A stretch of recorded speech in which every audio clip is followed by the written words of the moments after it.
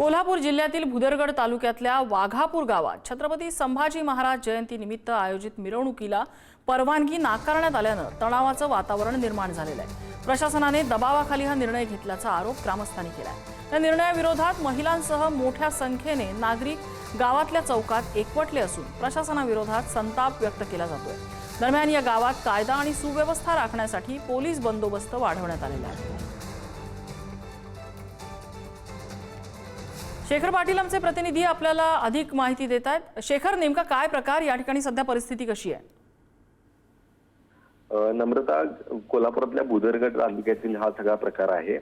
गेल्या 3 दिवसांपासून वेगवेगळे कार्यक्रम या गावामध्ये आयोजित केले होते आणि आज मिरवणुकीचा कार्यक्रम होता खरं तर, आणि त्या ठिकाणी डॉल्बीची देखील परवानगी जी आहे ती मागितली होती।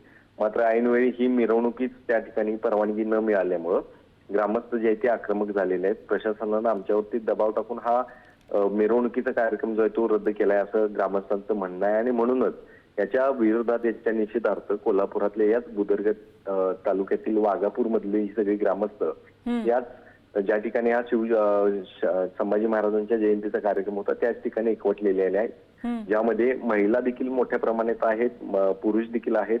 या सगळ्यांचं एकच म्हणणं आहे की आम्हाला चांगल्या पद्धतीने आम्ही हा मिरवणुकीचा कार्यक्रम आयोजित केला होता, तर त्याला परवानगी का दिली गेलेली नाही आणि म्हणूनच हे सगळे जे ते आक्रमक झाले आहेत। अजूनही त्या ठिकाणी मोठ्या प्रमाणात ग्रामस्थ एकवटलेले आहेत।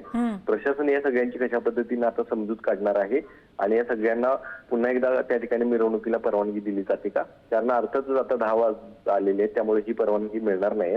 पण तरी देखील हे सगळे ग्रामस्थ जे आहेत ते प्रशासनाच्या विरोधात त्या ठिकाणी एकवटलेले पाहायला मिळतात।